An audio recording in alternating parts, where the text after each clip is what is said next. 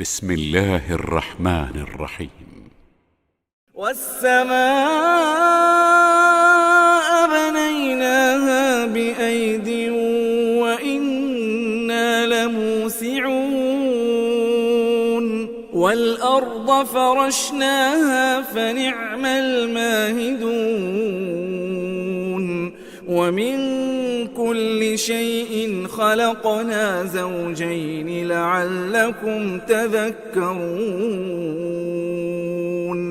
ففروا إلى الله إني لكم منه نذير مبين ولا تجعلوا مع الله إلها آخر إني لكم منه نذير مبين.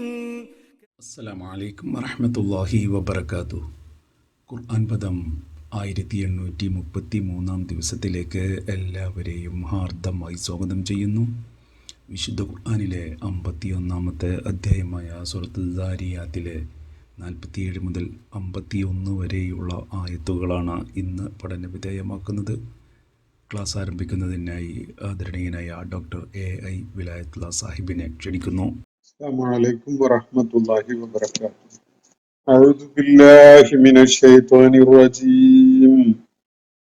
ബിസ്മില്ലാഹിർ റഹ്മാനിർ റഹീം.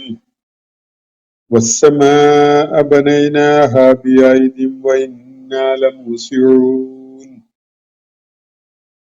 വൽഅർദ ഫറശ്നാഹാ ഫനിഅമൽ മാഹിദൂൻ ومن كل شيء خلقنا زوجين لعلكم تذكرون ففروا إلى الله إني لكم منه نذير مبين ولا تجعلوا مع الله إلها آخر إني لكم منه نذير مبين صدق الله العلي العظيم. സൂറത്തുൽ ദാരിയാത്തിലെ 47 മുതൽ 51 വരെയുള്ള ആയത്തുകളാണ് ഞാൻ ഇന്ന് നിങ്ങളെ കേൾപ്പിച്ചിട്ടുള്ളത്. മക്കയിലെ നിഷേധികളായി നിലകൊള്ളുന്ന ആളുകളെ അഭിസംബോധന ചെയ്തുകൊണ്ട് അല്ലെങ്കിൽ അവരെ കേൾപ്പിക്കുന്ന വിധത്തിൽ ഏതാനും സമൂഹങ്ങളുടെ പിന്നിട്ട കാലത്ത് അള്ളാഹുവിന്റെ നടപടികൾ ഏറ്റുവാങ്ങേണ്ടി വന്ന ഏതാനും സമൂഹങ്ങളുടെ ചരിത്രം വളരെ പരിമിതമായ വാക്കുകളിൽ ആറ്റിക്കുറുക്കി അള്ളാഹു പ്രതിപാദിക്കുകയായിരുന്നു. നമ്മൾ പഠന വിധേയമാക്കിയ ആയത്തുകളിലായിട്ട് പിന്നിട്ട ഭാഗത്ത് ലൂത്ത് അലൈഹിസ്ലാമിന്റെ സമൂഹം, മൂസ അലൈഹിസ്ലാം അഭിസംബോധന ചെയ്ത ഈജിപ്തിലെ ഫിറോവിന്റെയും അനുയായികളുടെയും സമൂഹം, അതുപോലെ ആദ്, സമൂദ് സമൂഹങ്ങൾ, ഇവരുടെയൊക്കെ മുന്നേ നൂഹ് അലൈഹിസ്ലാമിന്റെ സമൂഹം, ഈ സമൂഹങ്ങളൊക്കെ സ്വീകരിക്കുകയുണ്ടായ പ്രവാചകന്മാരോട് അവരെടുത്ത നിലപാടുകളെ അടിസ്ഥാനപ്പെടുത്തിക്കൊണ്ട് അവസാനം അവരുടെ നിഷേധത്തിനും തിരസ്കാരത്തിനും ഒക്കെ എന്ത് തരം തിരിച്ചടിയാണ് അള്ളാഹു നൽകുകയുണ്ടായത് എന്നതാണ് ചുരുങ്ങിയ വാക്കുകളിലായിട്ട് ഇവിടെ വിവരിക്കപ്പെടുകയുണ്ടായിട്ടുള്ളത്. മക്കയിലെ നിഷേധികളുടെ അവര് പിന്തുടർന്നു വരുന്ന ആ നിലപാടുകളുടെ കാര്യത്തില് ഒരു വീണ്ടു വിചാരം ഉണ്ടാകുന്നതിന് ഉപകരിക്കട്ടെ എന്ന നിലക്കാവണം അള്ളാഹു ഈ കാര്യങ്ങൾ ഇവിടെ പരാമർശിച്ചിട്ടുള്ളത്. അതിനെ തുടർന്നാണ് അള്ളാഹു പ്രാപഞ്ചിക പ്രതിഭാസങ്ങളിലേക്ക് അവരുടെ ശ്രദ്ധ കൊണ്ടുവരുന്നത്. മരണാനന്തരം ഉയർത്തെഴുന്നേൽപ്പുണ്ട്, ഒരു പാരത്രിക ലോകമുണ്ട്, മനുഷ്യരുടെ ചെയ്തികളെ വിലയിരുത്തുന്ന ഒരു വിചാരണയുടെ ഘട്ടം കടന്നു പോകാനുണ്ട് തുടങ്ങിയ സംഗതികളെയാണല്ലോ ഈ നിഷേധികൾ മുഖ്യമായും തള്ളിക്കളഞ്ഞിരുന്നത്, അല്ലെങ്കിൽ വിശ്വസിക്കാൻ കൂട്ടാക്കാതിരുന്നത്. അത്തരം ആളുകൾക്ക് അവരുടെ നിലപാടുകൾ ശരിയല്ല എന്നത് ബോധ്യപ്പെടുവാൻ ഉപകരിക്കുന്ന വിധത്തിലുള്ള ചില കാര്യങ്ങളാണ് ഈ ചരിത്ര സംഭവങ്ങളെ പരാമർശിച്ചുകൊണ്ട് ഇവിടെ ഉയർത്തി കാണിക്കപ്പെട്ടിട്ടുള്ളത്. ഇന്ന് നമ്മൾ വായിച്ചു വെച്ച ആയത്തുകളിലായി അള്ളാഹു ശ്രദ്ധയിലേക്ക് കൊണ്ടുവരുന്ന പ്രാപഞ്ചിക പ്രതിഭാസങ്ങളുടെയും താല്പര്യം ഈ ഒരു കാര്യം തന്നെയാണ് എന്നത് സൂക്ഷ്മമായി പരിശോധിച്ചാലും മനസ്സിലാക്കാൻ സാധിക്കും. ഇന്ന് നമ്മൾ വായിച്ചു വെച്ച 47 മുതൽ 51 വരെയുള്ള ആയത്തുകളെ ഫോക്കസ് ചെയ്തുകൊണ്ട് നമുക്ക് ആ കാര്യം ഒന്ന് പരിശോധിക്കാം. വസ്സമാഅ ബനൈനാഹ ബിഐദിൻ, അള്ളാഹു പറയുകയാണ്, വസ്സമാഅ ബനൈനാഹ ബിഐദിൻ, ആകാശത്തെ നാം കൈകൾ കൊണ്ട് തന്നെ സൃഷ്ടിച്ചിരിക്കുന്നു എന്നാണ് ഭാഷാപരമായിട്ട് ഇത് പറയാൻ പറ്റുക. അതിന്റെ ഉദ്ദേശ്യം എന്താണ് എന്നത് പറയാം. അള്ളാഹുവിടെ പറയുന്നത് വസ്സമാഅ ബനൈനാഹ, നിശ്ചയമായും ആകാശത്തെ നാം സൃഷ്ടിച്ചിരിക്കുന്നു. വസ്സമാ എന്ന ഏകവചന രൂപത്തിൽ പറയുമ്പോൾ അത് ഭൂമിയിൽ നിന്ന് ദർശിക്കുമ്പോൾ നമ്മുടെ ദൃഷ്ടിയിൽ പെടുന്ന ആ കീഴാകാശത്തെയാണ്. ആകാശത്തിന്റെ 7 ഉയരങ്ങളെ കുറിച്ച് ഖുർആൻ പരാമർശിക്കുന്നുണ്ട്. സമാവാത്ത് എന്ന പദം ഉപയോഗിച്ചുകൊണ്ട്, സമാവാത്ത് സബ് എന്നൊക്കെ പറഞ്ഞുകൊണ്ട് അത് പലയിടത്തും പരാമർശിച്ച് നമ്മൾ എത്രയോ വട്ടം കണ്ടിട്ടുള്ളതാണ്. ഇവിടെ വസ്സമാ എന്നാണ് പറയുന്നത്. സമാ ദുനിയ ആണ് ഈ ഏകവചനത്തിലുള്ള സമാ എന്ന പരാമർശം സൂചിപ്പിക്കുന്നത് എന്നാണ് മനസ്സിലാക്കാൻ സാധിക്കുന്നത്. അപ്പോ ഈ കീഴാകാശത്തിന് തൽക്കാലം നമ്മൾ അത് ആ നിലക്ക് മനസ്സിലാക്കി, അല്ലെങ്കിൽ ആകാശം എന്ന പൊതു അർത്ഥത്തില് മനസ്സിലാക്കാം. ആകാശത്തെ നാം ബനൈനാഹ സൃഷ്ടിച്ചിരിക്കുന്നു, നിർമ്മിച്ചിരിക്കുന്നു, ബി ഐദിൻ കൈകൾ കൊണ്ട്. കൈകൾ കൊണ്ട് നിർമ്മിച്ചിരിക്കുന്നു എന്ന് പറയുന്നത് ഐദീന എന്ന അർത്ഥത്തിലാണ് അത് പറയുന്നത്. നമ്മുടെ കരങ്ങൾ കൊണ്ട് നാം ആകാശത്തെ സൃഷ്ടിച്ചിരിക്കുന്നു. നമ്മുടെ കരങ്ങൾ കൊണ്ട് എന്നത് ഒരു മെറ്റഫോറിക്കൽ ആയിട്ടുള്ള ഭാഷയാണ്. അള്ളാഹു മനുഷ്യന് കാര്യങ്ങൾ ഉൾക്കൊള്ളാൻ സാധിക്കുന്ന ഭാഷയിലാണ് വിശുദ്ധ ഖുർആനിൽ ഇങ്ങനെയുള്ള മെറ്റഫിസിക്കലായ അതിഭൗതിക ലോകത്തെ കുറിച്ചൊക്കെയുള്ള വിവരണം നൽകുന്നത്. അത് അക്ഷരതലത്തില് മനസ്സിലാക്കുന്നതിന് ധാരാളം പരിമിതികളുണ്ട്. നമുക്ക് കാര്യങ്ങൾ മനസ്സിലാകാൻ ഉപകരിക്കുന്ന വിധത്തിലുള്ള ചില ഭാഷാ പ്രയോഗങ്ങളോടുകൂടിയാണ് കാര്യങ്ങൾ വിവരിക്കപ്പെടുന്നത് എന്നത് മനസ്സിലാക്കിയാൽ എളുപ്പമുണ്ടാവും. നമ്മുടെ കരങ്ങൾ കൊണ്ട് നാം ആകാശത്തെ സൃഷ്ടിച്ചിരിക്കുന്നു എന്ന് പറയുമ്പോൾ നമ്മുടെ കരുത്ത് കൊണ്ട്, നമ്മുടെ ശക്തി കൊണ്ട്, നമ്മുടെ സൃഷ്ടിപ്പിനുള്ള സാധ്യതയും അതുപോലെ കഴിവും ഒക്കെ വെച്ചുകൊണ്ട് എന്നാണ് അത് നൽകുന്ന സൂചന എന്നത് മനസ്സിലാക്കാൻ വലിയ പ്രയാസമില്ല. വിശുദ്ധ ഖുർആനിൽ ഒരിടത്ത് വളരെ പ്രഗത്ഭനായ, വളരെ കരുത്തനായ, യോഗ്യനായ, ഫിസിക്കലി ഫിറ്റായിരുന്ന ഒരു പ്രവാചകനെ പരാമർശിക്കുന്നത് വദാഊദ ദൽ ഐദ് എന്ന് പറഞ്ഞുകൊണ്ടാണ്. കൈകളുടെ ഉടമയായ ദാവൂദ് എന്ന്. ദാവൂദ് അലൈഹിസ്സലാമിന് നമ്മളൊക്കെ പോലെ തന്നെ 2 കൈകൾ തന്നെ ഉള്ളൂ, ഉണ്ടായിരുന്നുള്ളൂ. പക്ഷെ ദാവൂദ് അലൈഹിസ്സലാം ആ സമൂഹത്തില്, പ്രത്യേകിച്ച് ബനൂ ഇസ്രായേൽ സമൂഹത്തിന്റെ ഒരു പ്രത്യേക ഘട്ടത്തില് അവര് നേരിട്ടിരുന്ന വലിയൊരു വെല്ലുവിളിയെ കൈകാര്യം ചെയ്യാൻ സാധിച്ച മെയ്ക്കരുത്തുണ്ടായിരുന്ന ആളാണ്.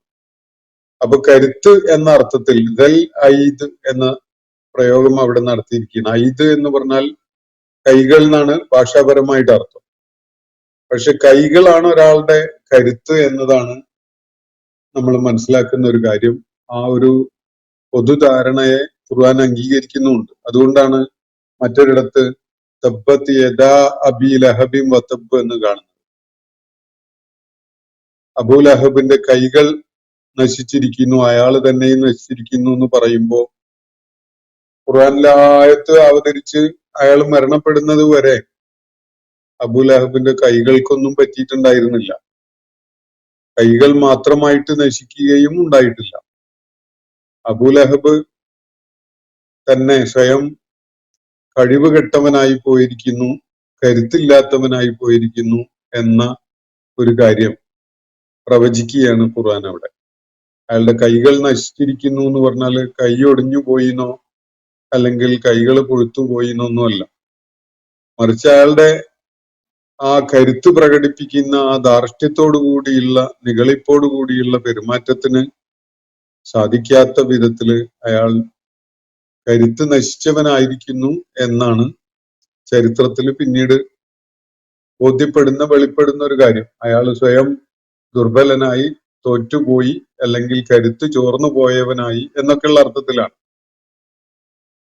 അപ്പോ ഈ 2-3 പരാമർശങ്ങൾ ചേർത്ത് വെച്ച് മനസ്സിലാക്കുമ്പോൾ അള്ളാഹുവിടെ പറയുന്നത് വസ്സമാ ബനൈനാഹ ബി ഐദിൻ, നമ്മുടെ കരുത്തുകൊണ്ട് നമ്മുടെ സൃഷ്ടിപ്പിനുള്ള കഴിവിനെ പ്രയോജനപ്പെടുത്തിക്കൊണ്ട് നാം ആകാശത്തെ നിങ്ങൾ കാണുന്ന വിധത്തില് സൃഷ്ടിക്കുകയുണ്ടായി എന്നാണ്. ആ നിലക്ക് മനസ്സിലാക്കുന്നതാണ് കൂടുതൽ ശരിയായതായിട്ട് നമുക്ക് ഉൾക്കൊള്ളാൻ കഴിയും. അള്ളാഹുവിന് കൈകള്, കാലുകള്, കണ്ണ്, മൂക്ക്, അതുപോലെ തല, തലച്ചോറ് ഇങ്ങനെയുള്ള സങ്കല്പിക്കുക എന്നത് നമ്മുടെ ഒരു മനുഷ്യന്റെ തലത്തിൽ നിന്നുകൊണ്ട് അല്ലെങ്കിൽ മനുഷ്യന്റെ ചിന്താശേഷിയുടെ പരിമിതിയെ ഉൾക്കൊണ്ടുകൊണ്ട് നമ്മൾ ആലോചിക്കുന്ന അല്ലെങ്കിൽ ഭാവനയിൽ കാണുന്ന ഒരു കാര്യം മാത്രമായിരിക്കും. അള്ളാഹു നമ്മുടെ ഭാവനയ്ക്ക് അതീതമാണ്. നമുക്ക് അള്ളാഹുവിന്റെ ചില വിശേഷണങ്ങള്, അള്ളാഹുവിന്റെ ചില പ്രവർത്തനങ്ങള്, അള്ളാഹുവിന്റെ ചില നടപടികള് ഒക്കെയാണ് പറഞ്ഞു തന്നിട്ടുള്ളത്. അള്ളാഹുവിന്റെ ദൃഷ്ടാന്തങ്ങളാണ് പ്രപഞ്ചത്തിലാകെയും അള്ളാഹു വിന്യസിപ്പിച്ചുകൊണ്ട് അള്ളാഹുവിനെ മനസ്സിലാക്കാൻ വേണ്ടി നമുക്ക് പറഞ്ഞു തന്നിട്ടുള്ളത്. അപ്പോ അതിനപ്പുറത്തേക്ക് നമുക്ക് അള്ളാഹുവിന്റെ സ്വത്വം എങ്ങനെയാണ് എന്നത് അറിയില്ല. അറിയേണ്ട കാര്യവും ഈ ഭൂമിയിലെ നമ്മുടെ ജീവിതകാലത്ത് ആവശ്യവുമില്ല. യഥാർത്ഥത്തിൽ അള്ളാഹുവെ അവന്റെ അസ്മാകളെ കൊണ്ടും ആയാത്തുകളെ കൊണ്ടും ബസായിറുകളെ കൊണ്ടും അതുപോലെ അള്ളാഹുവിന്റെ സുന്നത്തിനെ മുൻനിർത്തിയും ഒക്കെ മനസ്സിലാക്കുക എന്നത് തന്നെ അള്ളാഹുവിനെ ഉൾക്കൊള്ളാൻ ധാരാളം മതിയായ ഒരു സംഗതിയാണ്. പക്ഷെ അള്ളാഹു ചിലപ്പോ മനുഷ്യന് എളുപ്പത്തിൽ കാര്യങ്ങൾ മനസ്സിലാക്കാൻ സാധിക്കുന്ന വിധത്തിലുള്ള മെറ്റഫോറിക്കൽ ആയിട്ടുള്ള ഭാഷ വിശുദ്ധ ഖുർആനിൽ അള്ളാഹുവിനെ കുറിച്ച് പരാമർശിക്കാൻ വേണ്ടി പോലും ഉപയോഗിച്ചത് കാണാൻ സാധിക്കും. അതിൽപ്പെട്ട ഒരു ഉദാഹരണമാണിത്.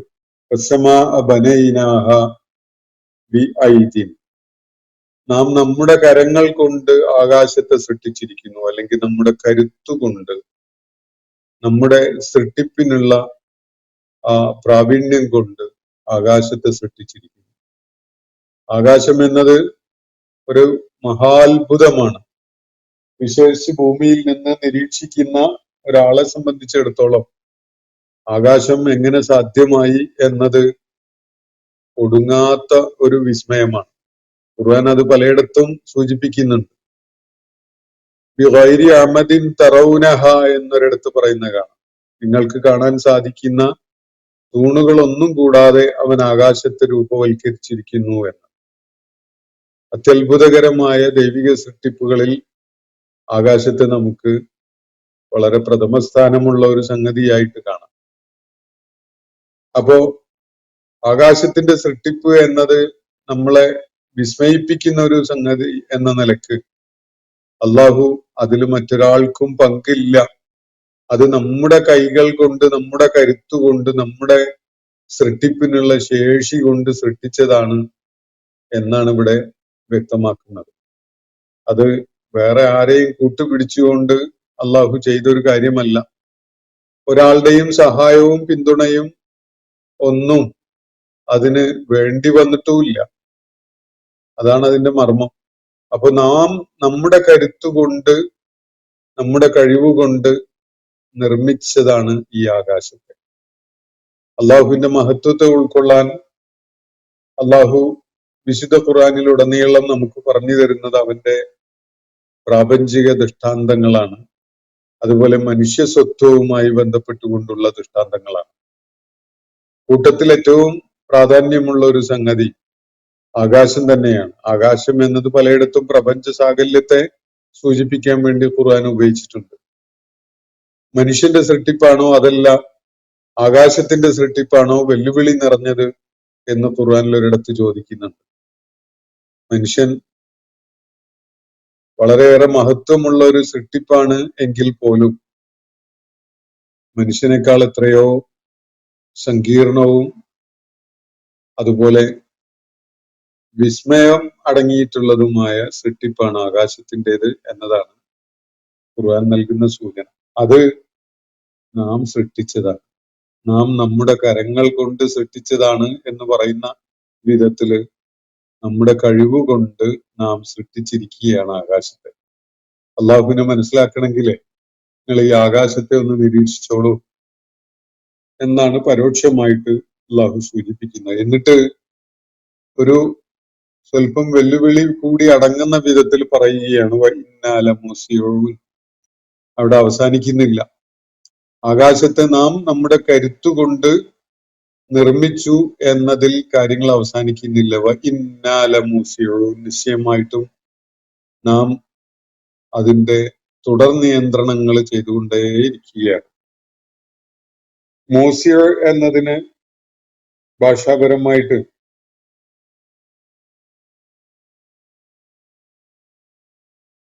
അതിന് നൽകപ്പെടുന്ന ഒരു വിശദീകരണം, നാം അതിനെ ഈ ആകാശത്തെ ഈ വിധത്തിൽ സൃഷ്ടിക്കുന്നതിനുള്ള അതിന്റെ തുടർന്നുള്ള വികസനത്തിന് കൂടിയുള്ള ആസൂത്രണം ചെയ്യാൻ കഴിവുള്ളവനാണ് എന്നതാണ്. ഔസ എന്നത് ഭാഷാപരമായിട്ട് വ്യാപ്തിയോ വിശാലതയോ ഉണ്ടാക്കി എന്നാണ് അർത്ഥം. വാസിയ എന്ന് പറഞ്ഞാൽ വിശാലമായത് എന്നാണ്. ആകാശത്തെ അല്ലെങ്കിൽ പ്രപഞ്ചത്തെ നാം വികസിപ്പിച്ചുകൊണ്ടേ പോകുന്നു എന്നൊരർത്ഥ സൂചന ഈ പ്രയോഗത്തിൽ അടങ്ങിയിട്ടുണ്ട്. അതേപോലെ തന്നെ നാം അതിനെ ഈ ആകാശത്തെ സൃഷ്ടിച്ച വിധത്തിൽ സൃഷ്ടിച്ചിട്ടുള്ളത് അതിന് കഴിവുള്ളവനാണ്, അങ്ങനെ സൃഷ്ടിക്കാൻ കഴിവുള്ളവനാണ് എന്നൊരർത്ഥവും അതിന് കാണാൻ സാധിക്കും. അപ്പോ പ്രപഞ്ചോൽപത്തിയെ കുറിച്ചുള്ള പഠനം ശാസ്ത്രീയമായി നിർവഹിക്കുന്ന ആളുകൾ ഈ പ്രപഞ്ചം വികസിച്ചുകൊണ്ടേയിരിക്കുകയാണ് എന്ന ഒരു നിരീക്ഷണം നടത്തുന്നുണ്ട്. ഇപ്പോ ആ എക്സ്പാൻഷൻ പ്രോസസ്സ് അങ്ങനെ നടന്നുകൊണ്ടിരിക്കുന്നു എന്നത് ഒരു ഘട്ടം കഴിഞ്ഞാൽ അത് ഒരു ബിഗ് ക്രഞ്ചിലേക്ക്, നേരത്തെ ഉണ്ടായ ബിഗ് ബാങ് മുതൽ മറ്റൊരു ഘട്ടം എത്തുന്നത് വരെ അതിന്റെ എക്സ്പാൻഷൻ പ്രോസസ്സാണ്. അത് കഴിഞ്ഞാൽ അതിനൊരു ചുരുങ്ങിക്കൂടലുണ്ട്. പ്രപഞ്ചത്തിനൊന്നാകെ ഏത് വിധത്തിലാണോ ഉണ്ടായത് ആ അവസ്ഥയിലേക്ക് തന്നെ ചുരുങ്ങിക്കൂടുന്ന ഒരു പ്രോസസ്സിലേക്ക് അത് നീങ്ങും എന്ന് ശാസ്ത്രം അനുമാനിക്കുന്നുണ്ട്. അതിന് അവർ വിളിക്കുന്ന പേര് ബിഗ് ക്രഞ്ച് എന്നാണ്. ഏതൊരു ഇന്ന സമാവാത്തി വൽ അർദ് കാനത്താ റത്ഖ എന്ന് ഖുർആൻ പറയുന്നല്ലോ. ഏതൊരു റത്ഖ് എന്ന അവസ്ഥയിൽ നിന്നാണോ പ്രപഞ്ചത്തെ അള്ളാഹു ഈ വിശാലമായ രൂപത്തിലേക്ക് പരിവർത്തിപ്പിച്ചിട്ടുള്ളത്, ആ ഒരവസ്ഥയിൽ നിന്ന്, ആ പരിവർത്തനത്തിന്റെ അവസ്ഥയിൽ നിന്ന് ആ റത്ഖിന്റെ അവസ്ഥയിലേക്ക് തന്നെ അതിനെ തിരികെ കൊണ്ടുപോകും എന്ന് വേണമെങ്കിൽ നമുക്കതിനെ മനസ്സിലാക്കാം. ശാസ്ത്രം ആ വിധത്തിൽ ബിഗ് ക്രഞ്ച് അനുഭവിക്കും എന്ന്, പ്രപഞ്ചത്തിന് അങ്ങനെ ഒരു ബിഗ് ക്രഞ്ചിന്റെ ഒരു പ്രോസസ്സിലേക്ക് നീങ്ങുന്ന ഒരു സാധ്യതയുണ്ട് എന്ന് അനുമാനിക്കുന്നുണ്ട്. അപ്പോ ഈ അള്ളാഹു പ്രപഞ്ചത്തെ, ആകാശത്തെ സൃഷ്ടിച്ചതിന് ശേഷം, ഉണ്ടാക്കിയതിനു ശേഷം അതിനെ വികസിപ്പിച്ചു കൊണ്ടുപോകുന്ന ഒരു പ്രക്രിയ ഇവിടെ സൂചിപ്പിക്കപ്പെടുകയാണ്. അത് ആകാശത്തിൽ പരിമിതമാവണമെന്നില്ല. ആകാശം എന്ന ഈ പ്രപഞ്ച സംവിധാനം, അതിലെ ഇന്നലകളിൽ നമുക്ക് കാണാൻ കഴിയാതിരുന്ന പലതും നമ്മൾ ഇന്ന് നിരീക്ഷിച്ച് മനസ്സിലാക്കി കണ്ടുകൊണ്ടേയിരിക്കുകയാണ്. അപ്പൊ ആകാശത്ത് സഞ്ചരിക്കാനുള്ള സാധ്യത മനുഷ്യന് ഒരു 100-200 കൊല്ലങ്ങൾക്ക് മുമ്പൊന്നും ഉണ്ടായിരുന്നില്ല. മനുഷ്യന് ആകാശത്തിലൂടെ സഞ്ചരിക്കാനുള്ള സാധ്യത അവന്റെ നിരീക്ഷണത്തിലൂടെയും ഗവേഷണ പ്രക്രിയയിലൂടെയും ആയിട്ട് കണ്ടെത്തിയിട്ടുള്ള ഒരു സംഗതിയാണ്. അതുപോലെ ഒരുപാട് മേഖലകളെ മനുഷ്യൻ അള്ളാഹുവിടെ സംവിധാനിച്ചു വെച്ചതിനെ കണ്ടെത്തിയിട്ട് പ്രയോജനപ്പെടുത്തുന്നുണ്ട്. അതിൽപ്പെട്ട ഒരു സംഗതിയാണ് വൈദ്യുതി. വേറെ ഒന്നാണ് ഇന്റർനെറ്റ്, മറ്റൊന്നാണ് ടെലിഫോൺ സാധ്യതകൾ, ശബ്ദം കൺവേ ചെയ്യാനുള്ള സംവിധാനം. ഇങ്ങനെ ഒത്തിരി സാധ്യതകളെ അതിന്റെ പ്രപഞ്ചത്തിന്റെ ഈ ഡെവലപ്മെന്റ് ആയിട്ട് നമുക്ക് തന്നെ കരഗതമാക്കാൻ സാധിക്കുകയും പ്രയോജനപ്പെടുത്താൻ പറ്റുകയൊക്കെ ചെയ്തിട്ടുണ്ട്. മനുഷ്യ നാഗരികത ആ വിധത്തിലാണ് മുന്നേറിക്കൊണ്ടിരിക്കുന്നത്. മനുഷ്യ നാഗരികത മുന്നേറിക്കൊണ്ടിരിക്കുന്നത് ഒരു പദ്ധതിയും ആസൂത്രണവും ഇല്ലാതെ മനുഷ്യന്റെ കേവലമായ പ്രയത്നഫലമായിട്ടാണ് എന്ന് സങ്കല്പിക്കുന്നതാണ് വലിയ അബദ്ധം. അള്ളാഹു ഈ പ്രപഞ്ചത്തിന് അങ്ങനെയുള്ള സംവിധാനങ്ങൾ നേരത്തെ കണ്ടുകൊണ്ട് എല്ലാം സജ്ജീകരിച്ച് വെച്ചിട്ടുണ്ടായിരുന്നു എന്നതാണ് യഥാർത്ഥത്തിൽ മനുഷ്യൻ ഇതിലേക്ക് ചെന്ന് ചേരുന്നതിന്, ഇതിലേക്ക് എത്തിപ്പെടുന്നതിനുള്ള കാരണമായിട്ടുള്ളത്. മനുഷ്യൻ അങ്ങോട്ട് എത്തിയത് കൊണ്ട് മാത്രം കാര്യമില്ലല്ലോ, അത് നടക്കണ്ടേ. അപ്പൊ ഗുരുത്വാകർഷണ ബലം എന്നൊരു സംവിധാനം അള്ളാഹു പ്രപഞ്ചത്തിന്റെ സൃഷ്ടിപ്പിൽ തന്നെ വെച്ചത് കൊണ്ടാണ് ആപ്പിൾ മരത്തിൽ നിന്ന് ആപ്പിള് അടർന്നാൽ അത് നേരെ ഭൂമിയിലേക്ക് വീഴുന്നത്. അല്ലെങ്കിൽ അത് ആകാശത്തിലേക്ക് പോകാമായിരുന്നല്ലോ, അല്ലെങ്കിൽ അവിടെ തന്നെ അങ്ങനെ കറങ്ങിക്കൊണ്ടിരിക്കാമല്ലോ. അങ്ങനെ അവിടെ തന്നെ കറങ്ങിക്കൊണ്ടിരിക്കുന്ന ഇടങ്ങളും ഈ പ്രപഞ്ചത്തിലുണ്ട്. സ്പേസിൽ, ഔട്ടർ സ്പേസിൽ, ഭൂമിയുടെ ഗുരുത്വാകർഷണ വലയത്തിന് അപ്പുറത്തേക്ക് നമ്മൾ വല്ലതിനെയും പറഞ്ഞു വിട്ടാൽ അത് അവിടെ ഇങ്ങനെ കറങ്ങിക്കൊണ്ടേയിരിക്കുന്നു എന്നത് നമുക്ക് അറിയുന്ന ഒരു കാര്യമാണ്. അപ്പോ അള്ളാഹു പ്രപഞ്ചത്തില് ഒരുക്കി വെച്ചിട്ടുള്ള സംവിധാനങ്ങളെ പ്രയോജനപ്പെടുത്തുക മാത്രമാണ് മനുഷ്യൻ ചെയ്യുന്നത്. അത് കണ്ടെത്തുക മാത്രമാണ് ചെയ്യുന്നത്. കണ്ടെത്തുന്നത് വലിയ സംഭവം തന്നെയാണ്, അതിന് മോശമായിട്ട് ആരും കാണേണ്ടതില്ല. പക്ഷെ കണ്ടെത്തലാണ് ഏറ്റവും വലിയ സംഭവം എന്ന് പറയുന്നുണ്ടെങ്കിൽ അതൊരൽപ്പം ഒരു കടന്ന കൈയായിട്ടുള്ള അവകാശവാദം മാത്രമാണ്. കാരണം അത് നമുക്കറിയല്ലോ, ഒരു സംഗതി ഉണ്ടാക്കുന്നതും ഉണ്ടാക്കി വെച്ചൊന്ന് കണ്ടെത്തുന്നതും ഏതാണ് അതിൽ മികവുള്ളത് എന്നുള്ളത് ഞാൻ പറയേണ്ട കാര്യമില്ലല്ലോ. നമ്മളിപ്പോ കടലിന്റെ ആഴിയുടെ അടിത്തട്ടിൽ നിന്ന് പല വിലപിടിപ്പുള്ള കല്ലുകളൊക്കെ കണ്ടെത്തി കൊണ്ടുവരുന്ന പ്രയോജനപ്പെടുത്തുന്നുണ്ടല്ലോ, മുത്തും പവിഴവും അതുപോലെ പലതും. അത് കണ്ടെത്തല് തീർച്ചയായിട്ടും പ്രാധാന്യമുള്ളതാണ്. പക്ഷെ അത് ഉണ്ടാക്കി വെച്ചതോ, അങ്ങനെയുള്ളത് രൂപപ്പെടാൻ പറ്റിയ വിധത്തില് സംവിധാനങ്ങൾ ഒരുക്കി വെച്ചതോ, അത് നമ്മൾ പലപ്പോഴും ആലോചിക്കാതെ വിട്ടുകളയുകയാണ്. അതിനെക്കുറിച്ച് ആലോചിക്കാനാണ് ഖുർആനിക്കാര് നമ്മുടെ ശ്രദ്ധയിലേക്ക് കൊണ്ടുവരുന്നത്. നിശ്ചയമായിട്ടും ആകാശത്തെ നാം നമ്മുടെ കരുത്തുകൊണ്ട്, നമ്മുടെ ശേഷി കൊണ്ട്, നമ്മുടെ കഴിവുകൾ കൊണ്ട് നിർമ്മിച്ചിരിക്കുന്നു. എന്നിട്ട് ഇന്നാല മൂസിയൂൻ, നാം അതിനെ വികസിപ്പിച്ചുകൊണ്ടേയിരിക്കുകയും ചെയ്യും. അപ്പോ ബിഗ് ബാങ് മുതൽ വികാസത്തിന്റെ പ്രക്രിയയിലാണ്.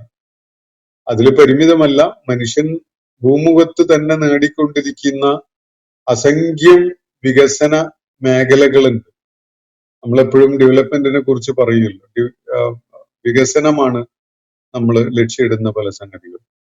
ഇപ്പം കേരളത്തിലെ പുതിയ ഭരണകൂടം നമ്മുടെ സമുദ്ര തീരങ്ങളെ എങ്ങനെ പരമാവധി പ്രയോജനപ്പെടുത്തിക്കൊണ്ട് കേരളത്തിന്റെ സമ്പദ്ഘടനയെ വികസിപ്പിക്കാം എന്നതിനെ കുറിച്ചാണ് അവര് കൊണ്ടുപിടിച്ച് ശ്രമിച്ചുകൊണ്ടിരിക്കുന്നതും മുന്നേറുന്നതും ഒക്കെ എന്നാണ് അവർ പറഞ്ഞുകൊണ്ടിരിക്കുന്നത്. അത് എത്രത്തോളം പ്രയോഗത്തിൽ കൊണ്ടുവരാൻ അവർക്ക് സാധിക്കുന്നുള്ളതിനെ കുറിച്ചല്ല ഞാൻ പറയുന്നത്.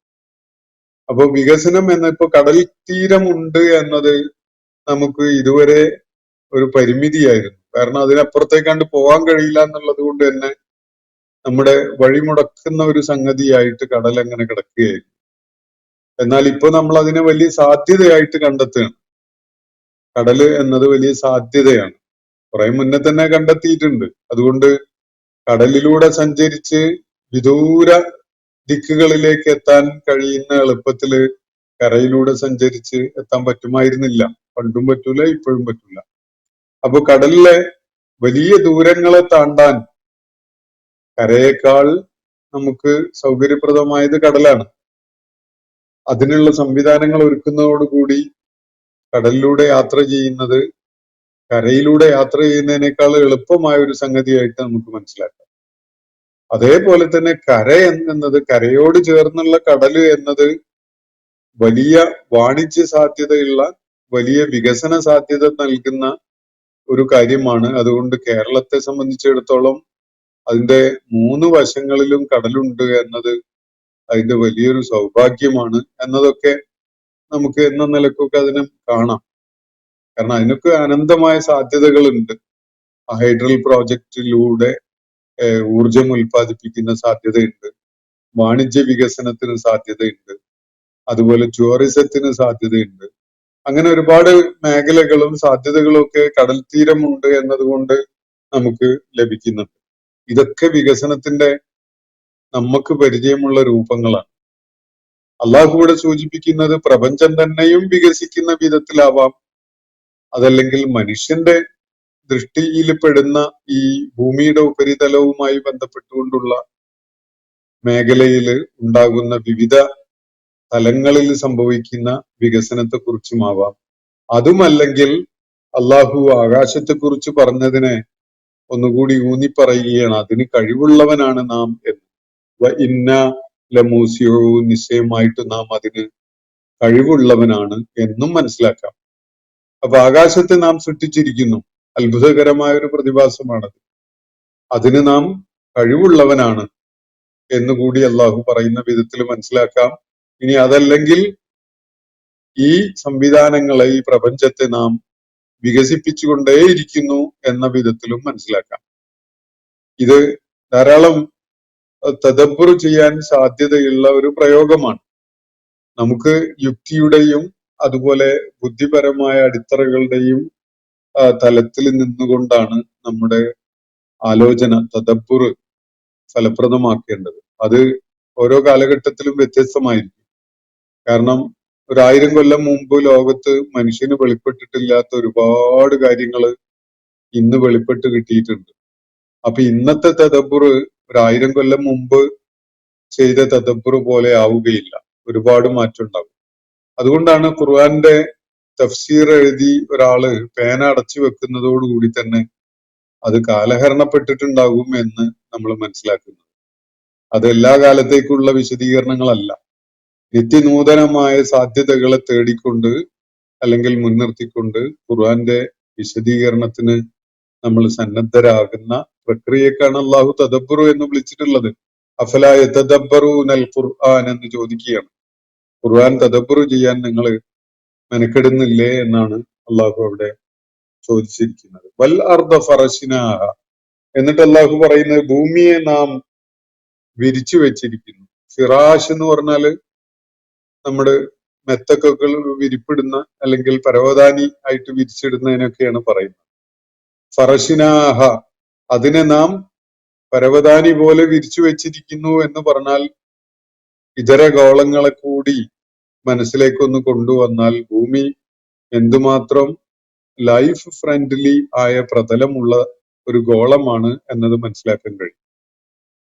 ജീവജാലങ്ങൾ മാത്രമല്ല, മനുഷ്യരും അതുപോലെ വളരെ ഡെലിക്കേറ്റ് ആയ പ്രതലങ്ങളിൽ മാത്രം ജീവിക്കാൻ കഴിയുന്ന ജീവജാലങ്ങളൊക്കെ ഉണ്ട്.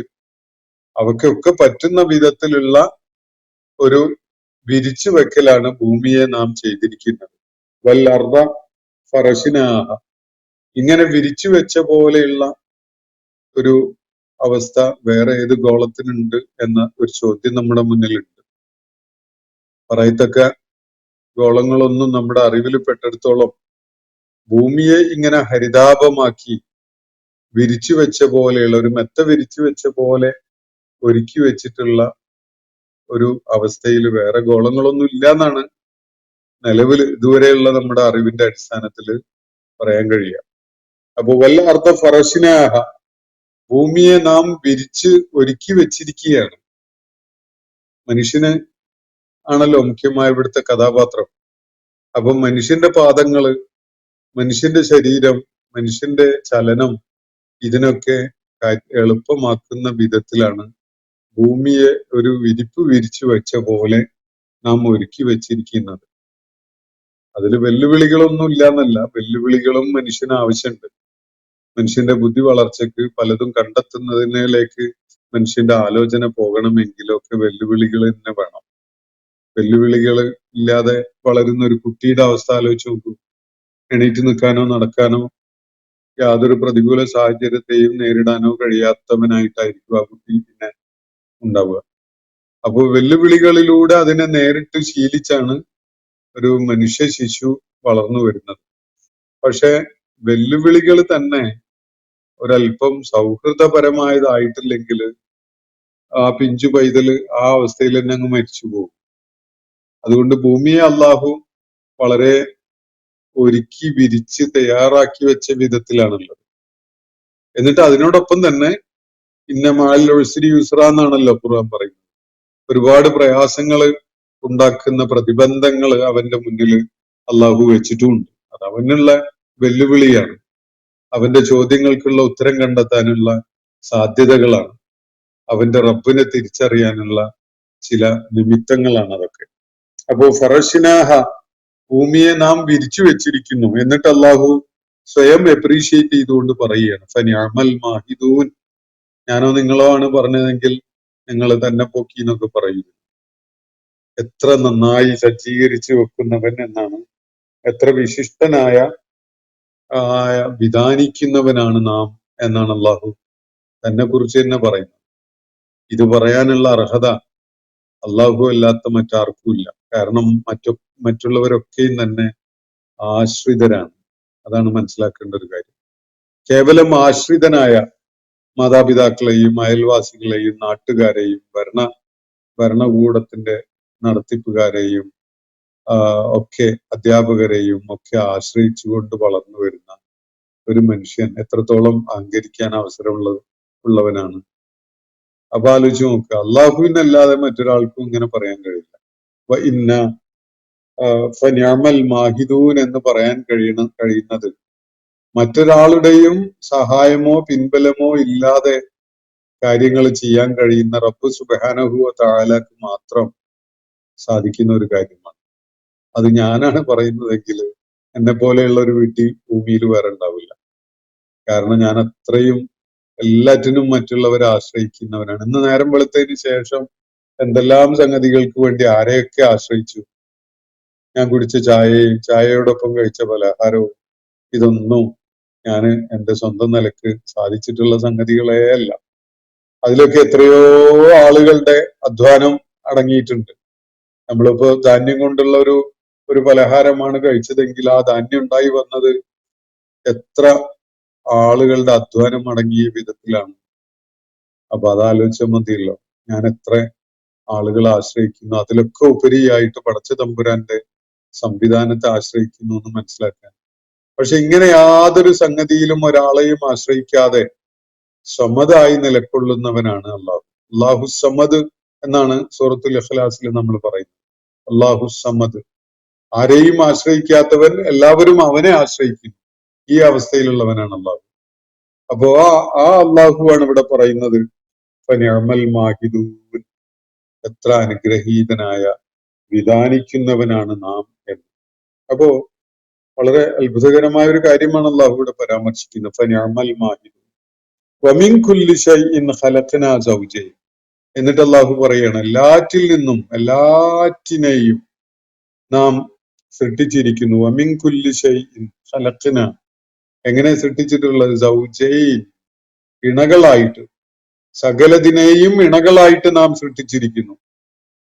വമിൻ കുല്ലി ശൈഇൻ, എല്ലാറ്റിലും പെട്ടതിനെ നാം ഇണകളാക്കിയിരിക്കുന്നു എന്ന വിധത്തില് പരിമിതപ്പെടുത്തിയിട്ടായിരുന്നു പണ്ടൊക്കെ ഈ ആയത്ത് മനസ്സിലാക്കിയിരുന്നത്. എന്ന് പറഞ്ഞാൽ എല്ലാ വിഭാഗത്തിലും എല്ലാ വർഗത്തിലും ഇണകളുണ്ട് എന്ന് മനസ്സിലാക്കല്. അങ്ങനെയല്ല, എല്ലാ വിഭാഗവും എല്ലാറ്റിനെയും നമുക്ക് ആലോചിക്കാൻ പറ്റുന്ന സകലതിനെയും അവൻ സൃഷ്ടിച്ചിട്ടുള്ളത് ഈ ഇണകൾ എന്ന പെയേഴ്സ് എന്ന പ്രോസസ്സിൽ അല്ലെങ്കിൽ ഒരു മോഡലിലാണ്. പെയർ അല്ലാതെ ഉള്ളത് അള്ളാഹു മാത്രമാണ്. ഏകത്വം എന്നത് അള്ളാഹുവിന്റെ മാത്രം ഒരു ഗുണമാണ് എന്നതാണ് വസ്തുത. പ്രപഞ്ചത്തിന്റെ സൃഷ്ടിപ്പിൽ അള്ളാഹു പിന്തുടർന്നു വരുന്ന ഒരു ഒരു രീതി എല്ലാം പേടാണ് എന്നതാണ്. എല്ലാം തന്നെ ഒരു ജോഡി എന്ന നിലക്കാണ് ഫങ്ഷൻ ചെയ്തുകൊണ്ടിരിക്കുന്നത്. ഒരു ആറ്റമിന്റെ പ്രവർത്തനം നിരീക്ഷിക്കുമ്പോൾ പോലും അതിലൊരു പെയറിംഗ് പ്രോസസ് ഉള്ളതായിട്ട് കാണാൻ കഴിയും. അതിന്റെ ഘടകങ്ങൾ, ആറ്റമിന്റെ ഘടകങ്ങൾ, അതിന്റെ ഉൾച്ചേർന്നിട്ടുള്ള ഘടകങ്ങൾ, അതിലൊരു പെയർ പ്രോസസ് ഉണ്ട്. എല്ലാ സംഗതികളിലും അങ്ങനെ ഒരു പെയറിംഗ് അള്ളാഹു നിർവഹിച്ചിട്ടുണ്ട് എന്നതാണ് അള്ളാഹുവിടെ സൂചിപ്പിക്കുന്ന ഒരു കാര്യം. ജീവജാലങ്ങള്, മത്സ്യം, അതുപോലെ സസ്യലോകം, ജന്തുലോകം, മനുഷ്യര് ഒക്കെ ഇണകളായിട്ടാണ് രൂപകൽപ്പന ചെയ്യപ്പെട്ടിട്ടുള്ളത്. എല്ലാറ്റിലും പെയറിംഗ് എന്നൊരു സംവിധാനം അള്ളാഹു വെച്ചിട്ടുണ്ട്. പെയറിംഗ് ഇല്ലാത്ത ഒരേ ഒരു സംഗതിയായിട്ട് നമുക്ക് തീർത്തു പറയാൻ കഴിയുന്നത് അള്ളാഹു മാത്രമാണ്. വളരെ വിചിത്രമാണ് ആ ഒരു രീതി. അള്ളാഹുവിന്റെ സൃഷ്ടി പ്രപഞ്ചം എല്ലാറ്റിലും അതില് ഒരു ഇണകൾ എന്ന, ജോഡികൾ എന്ന ഒരു അടിസ്ഥാന തത്വം ഉള്ള വിധത്തിലാണ് സൃഷ്ടിക്കപ്പെട്ടത്. അത് ചേതനമായ സംഗതികളിൽ മാത്രമല്ല, അചേതനമായ ജീവനില്ലാത്തവയിൽ കൂടി ഈ പെയറിംഗ് എന്ന പ്രക്രിയ ഉണ്ട് എന്നാണ് ശാസ്ത്രലോകം നമുക്ക് വെളിപ്പെടുത്തി തരുന്ന ഒരു യാഥാർത്ഥ്യം. ഖുർആൻ ഇവിടെ അത് പണ്ടെന്നോ പറഞ്ഞു വെച്ചിട്ടുണ്ട്. ഇവിടെ വമിൻ കുല്ലി ശൈഇൻ ഖലഖ്നാ സൗജൈൻ, എല്ലാറ്റിനെയും നാം ഇണകളായിക്കൊണ്ട്, പെയറുകളായിക്കൊണ്ട് സൃഷ്ടിച്ചിരിക്കുന്നു. ലഅല്ലക്കും തദക്കറൂൻ, എന്തിനാണത്? നിങ്ങൾ ആലോചനയുള്ളവരാകുന്നതിന് വേണ്ടിയാണ്. അള്ളാഹുവിന്റെ ഏകത്വത്തെ ബോധ്യപ്പെടുന്നവരാകുക, മരണശേഷം ഒരു ഉയർത്തെഴുന്നേൽപ്പിന്റെ സാധ്യതയുണ്ട് എന്നത് ബോധ്യപ്പെടുക, ഇതിനൊക്കെ വേണ്ടിയാണ് നാം ഇത് ഒരുക്കി വെച്ചിട്ടുള്ളത്. നിങ്ങൾ ചിന്തയുള്ളവരാകുന്നതിന് വേണ്ടിയാണ്.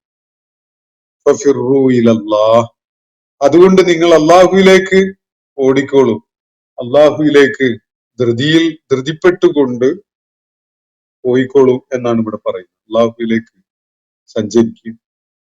കാരണം അള്ളാഹുവാണ് നമ്മുടെ ഉത്ഭവ സ്രോതസ്. അവനിലേക്കാണ് നമുക്ക് ചെന്ന് ചേർന്ന് വിലയം പ്രാപിക്കാനുള്ളത്. അവനിൽ നിന്ന് എത്ര കണ്ട് നമ്മൾ ഒളിച്ചോടുന്നു അത്ര കണ്ട് നമ്മൾ ലക്ഷ്യത്തിൽ നിന്ന് അകന്നകന്നു പോവുകയാണ്. അതിനെക്കുറിച്ചാണ് ഖുർആനിൽ വല്ല ലലാലം ബഈദ എന്നൊക്കെ പറയുന്നത്. ഒരാൾ വഴികേടിലേക്ക് നീങ്ങി പോകുമ്പോ അയാൾ യഥാർത്ഥത്തിൽ എത്തിച്ചേരേണ്ട ലക്ഷ്യത്തിൽ നിന്ന് ബഹുദൂരം അകന്നു പോവുകയാണ്. അതുകൊണ്ട് നിങ്ങൾ അള്ളാഹുവിലേക്ക് ഗമിക്കുക, അള്ളാഹുവിലേക്ക് കുതിക്കുക, അള്ളാഹുവിലേക്ക് ധൃതിപ്പെട്ട് നീങ്ങിക്കൊണ്ടിരിക്കുക. ഇന്നീ ലക്കും മിൻഹു നദീറും മുബീൻ, ഞാൻ തീർച്ചയായിട്ടും നിങ്ങൾക്ക് അവന്റെ അടുക്കൽ നിന്നുള്ള ഒരു താക്കീതുകാരനാണ്. നബി സല്ലല്ലാഹു അലൈഹി വസല്ലം പറയുന്ന വിധത്തില് വചനം അള്ളാഹുവിൻ്റെതാണെങ്കിലും ഇവിടെ പറയുന്ന പ്രഭാഷണം, ഈ ഭാഷണം നടത്തുന്നത് അള്ളാഹുവിന്റെ പ്രവാചകനാണ്. ഖുർആന്റെ ഒരു ശൈലി അതാണ്. പ്രവാചകൻ പറയുന്നു എന്നൊന്നും ഇവിടെ ഇല്ല. പക്ഷെ വാചക ഘടനയെന്ന് നമുക്ക് മനസ്സിലാവും ഇത് പറയുന്നത് അള്ളാഹുവിന്റെ പ്രവാചകനാണ് എന്നത്. ഖുർആന്റെ മാത്രം ഒരു യുണീക്ക്നെസ് ആണ് ഈ ഭാഷാപരമായ, ഈ രചനാപരമായ ശൈലി എന്ന് പറയുന്നത്. ഇന്നീ ലക്കും മിൻഹു നദീറും മുബീൻ, നിശ്ചയമായിട്ട് ഞാൻ അവനിൽ നിന്ന് നിങ്ങളിലേക്കായിട്ടുള്ള ഒരു താക്കീതുകാരനാണ് എന്നാണ്. അള്ളാഹു അങ്ങനെ പറയാൻ വേണ്ടി നബി സല്ലല്ലാഹു അലൈഹി വസല്ലമയോട് നിർദ്ദേശിക്കുകയാണ്. ആ നിർദ്ദേശിക്കുന്ന വാക്കുകളൊന്നും ഇവിടെ ഉൾപ്പെടുത്തിയിട്ടില്ല. അതാണ് ഖുർആന്റെ ഇജാസിന്റെ ഭാഗമായിട്ട് വരുന്ന ഒരു മികവും. നമ്മളാണ് ഇങ്ങനെ എഴുതിയതെങ്കിൽ ഇത് ആരോട് എപ്പോ പറഞ്ഞു എന്നുള്ളത് മനസ്സിലാവണില്ലല്ലോ, ഇതെന്തൊരു ദുർഗ്രാഹ്യതയുള്ള രചനയാണ് എന്നാണ് ഏവർക്കും തോന്നുക. പക്ഷെ അള്ളാഹുവിന്റെ അതിസമർത്ഥമായ രചനാ പാടവം നമ്മൾ ഈ വരികളിലൊക്കെ കാണുക. യാതൊരു തട്ടും തടവും ഇല്ലാതെ, ഒരു തടസ്സവും ഇല്ലാതെ നമ്മൾ ഈ ആയത്തുകള് ആയിരത്തിലേറെ വർഷങ്ങളായിട്ട് വായിച്ചു ഉൾക്കൊണ്ടുകൊണ്ട് പോവുകയാണ്. ആരെങ്കിലും വഴിമുട്ടിയോ? ഇത് മനസ്സിലാവണില്ല എന്നുള്ള നിലക്ക് ആർക്കെങ്കിലും ഒരു വഴി തടസ്സം ഉണ്ടായ പോലെ തോന്നി? ഒന്നുമില്ല. പക്ഷെ രചനാപരമായി ഇങ്ങനെ ഒരു സംഗതി മനുഷ്യനായിരുന്നു ചെയ്തിരുന്നതെങ്കിൽ അത് പണ്ടെന്നോ ആളുകൾ എടുത്ത് തോട്ടിൽ എറിഞ്ഞിട്ടുണ്ടാകും.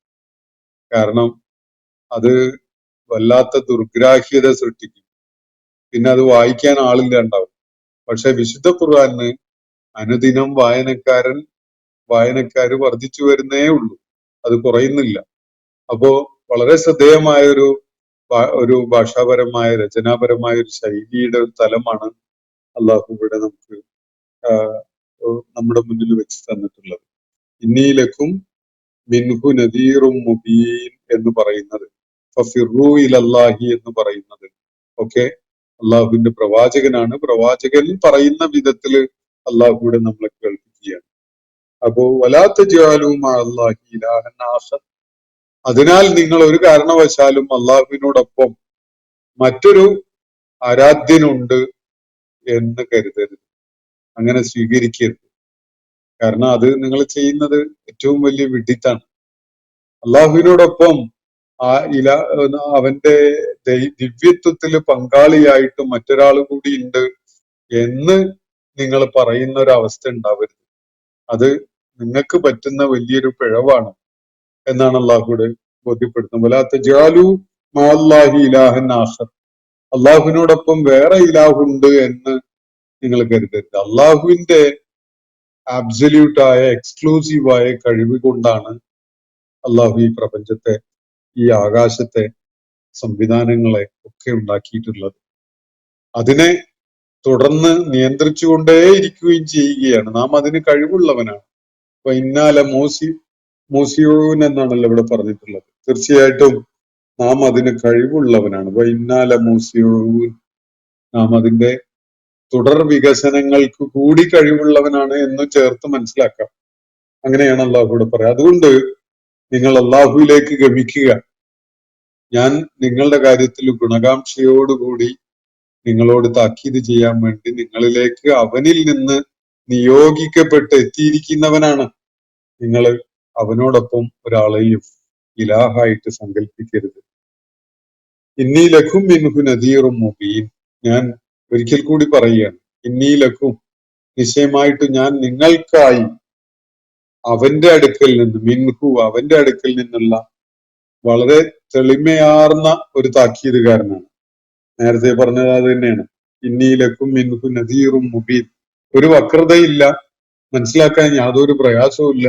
ആ വിധത്തില് തെളിമയോടെ ഒരു താക്കീതുകാരനായിട്ട് നിങ്ങൾക്ക് തിരിച്ചറിയാൻ പറ്റുന്ന അവനിൽ നിന്ന് നിങ്ങളിലേക്ക് നിയോഗിച്ചയക്കപ്പെട്ട ഒരു താക്കീതുകാരനാണ് ഞാൻ എന്നാണ് അള്ളാഹുവിന്റെ പ്രവാചകൻ വീണ്ടും പറയാൻ വേണ്ടി അള്ളാഹുവിന്റെ പരോക്ഷമായിട്ട് സൂചിപ്പിച്ചുകൊണ്ട് ഈ വാചകം ഇവിടെ ഉൾപ്പെടുത്തിയിട്ടുള്ളത്. ഇന്നീലക്കും മിൻഹു നദീറും മുബീൻ, അവന്റെ അടുക്കൽ നിന്ന് നിങ്ങളിലേക്കായിട്ട് കാര്യങ്ങളെ മുൻകൂട്ടി അറിയിച്ചു തരാൻ വേണ്ടി, താക്കീത് തരാൻ വേണ്ടി വന്നിട്ടുള്ള ആളാണ്, താക്കീതുകാരനാണ് ഞാൻ എന്നാണ് ഇവിടെ അള്ളാഹു